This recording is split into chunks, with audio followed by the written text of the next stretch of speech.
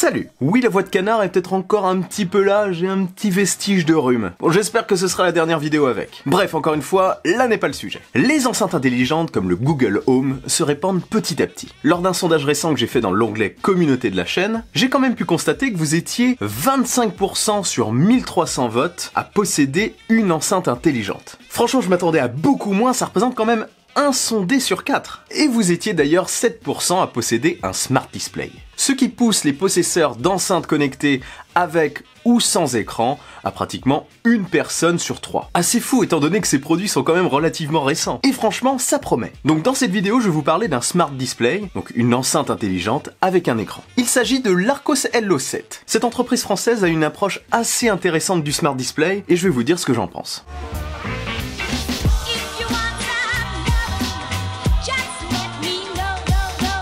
Bon, classique, petite présentation du produit pour commencer. Donc le modèle qu'Arcos m'a envoyé, c'est l'Arcos LO7. La particularité de cette enceinte intelligente, c'est qu'elle a un écran, c'est un Smart Display. Et cet écran fait 7 pouces, d'où LO7. Il y a aussi LO5 et LO10. Mais ici, on va se concentrer sur le modèle 7. Cet écran ne sert pas qu'à afficher les réponses aux questions qu'on pose, ou les actions d'ailleurs qu'on peut demander à Google Assistant. En fait, ce Smart Display fonctionne clairement comme une tablette sous Android 8.1. Côté design, je trouve le produit plutôt bien fichu. On peut le positionner verticalement ou horizontalement au choix. Sur la face avant, on retrouve donc l'écran LCD de 7 pouces et la partie haut-parleur cachée sous un tissu tressé. Sur la partie supérieure, lorsqu'on le met verticalement, se trouve une caméra frontale qu'on peut cacher physiquement et la LED qui s'éclaire en rouge quand le micro est coupé. Car oui, on peut aussi le faire. On peut occulter à la fois la caméra et couper le son. Du coup, Arcos a vraiment mis l'accent sur la confidentialité et ça, je trouve ça plutôt cool. Sur le dessus de l'appareil, on a donc les boutons de volume, un bouton on-off,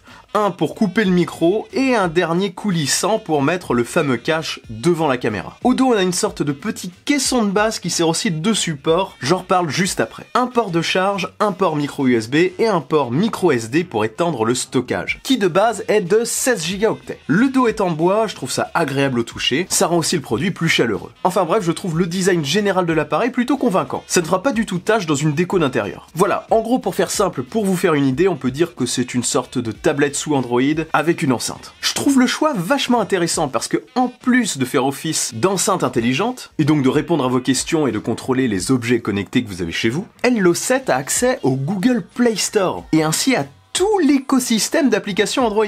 Ça permet donc de rendre le produit plus complet, plus personnalisable d'ailleurs qu'un Smart Display classique. Pour le fun, j'ai d'ailleurs téléchargé PUBG dessus, ce qui est pour le coup totalement insolite et plutôt inutile, oui. Bon, ça fonctionne pas super bien, on va pas se le cacher. C'est même d'ailleurs l'enfer, car l'Arcos LO7 n'est pas un produit puissant. Et ce n'est pas du tout le but d'ailleurs. Il n'y a pas vraiment d'intérêt à jouer sur ce type de produit, mais c'était juste pour vous montrer qu'on a vraiment accès à tout l'écosystème d'applications Android. Enfin, tout l'écosystème compatible avec les tablettes Android. En gros, vous pouvez faire tout ce que fait un Smart Display et une tablette à la fois. L'écran tactile vous permet d'ailleurs d'interagir directement avec les applications. Personnellement, je l'utilise principalement avec Spotify. C'est très cool. Je demande aussi très souvent à Google Assistant de mettre une musique, de la mettre en pause ou d'augmenter le son, et ce toujours sur Spotify, parce que j'aime bien Spotify. Ça doit être franchement l'un de mes usages principaux, avec la recherche sur Google Assistant bien sûr, la mise en route de minuteur, les demandes d'infos météo ou autres. Depuis que je l'ai, je m'en sers pas mal à vrai dire. Mais ce n'est pas tout, l'Arcos LO7 est sur batterie, et ça je l'utilise tout le temps. Ça me permet tout simplement de la débrancher, de la prendre avec moi et de l'utiliser dans d'autres pièces, notamment pour écouter de la musique et principalement pour écouter de la musique. Ou alors il m'arrive de la déplacer, de la mettre sur mon bureau pour utiliser Google Assistant. Mais ce n'est pas tout, ça peut aussi permettre par exemple de consulter une recette de cuisine, vous prenez l'enceinte, vous recherchez une recette de cuisine et vous la consultez directement dans la cuisine, en la faisant, avec une petite musique de fond en plus. Enfin c'est très sympa. En somme,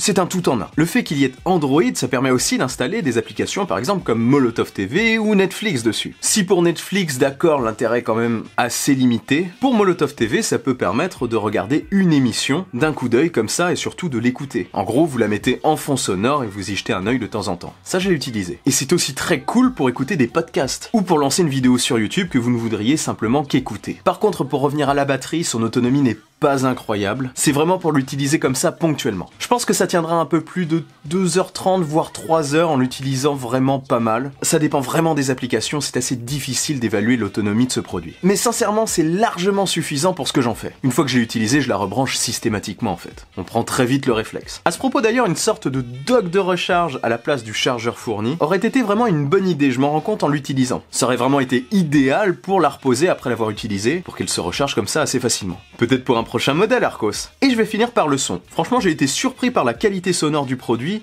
au regard de son prix surtout. Le son est relativement puissant, et les basses sont quand même assez présentes.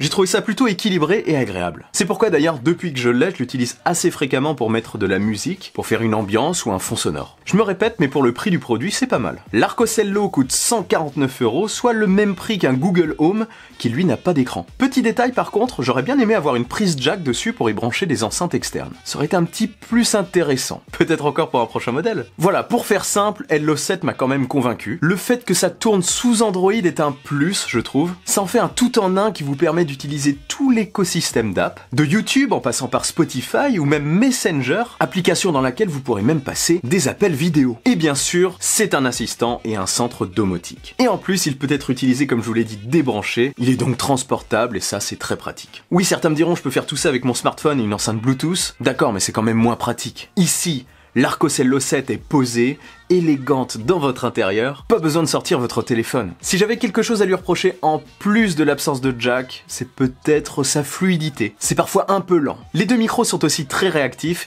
mais il arrive que lorsqu'on met le son un petit peu trop fort, lorsqu'on écoute une musique un petit peu trop fort, ils ne nous entendent pas. Mais de manière générale, au regard de son prix, je trouve quand même le produit plutôt équilibré. Voilà pour ce retour d'expérience, dites-moi dans un commentaire ce que vous en avez pensé. C'est la fin de la vidéo et je viens tout juste de remarquer, je n'avais pas du tout remarqué, que R2 a disparu et il a été remplacé par un paquet de mouchoirs. Aucun rapport avec mon rhume. Je ne sais pas du tout où il est passé. Où est-il ? Mission pour la prochaine vidéo, retrouver R2. Voilà, bref, c'est n'importe quoi. Si cette vidéo vous a plu et que vous voulez m'aider, partagez-la, sans oublier le bon pouce en l'air qui claque. Abonnez-vous à ma chaîne en activant la petite cloche des notifs. On se retrouve très vite pour une nouvelle vidéo. Vive la technologie, vive le futur. Allez, salut!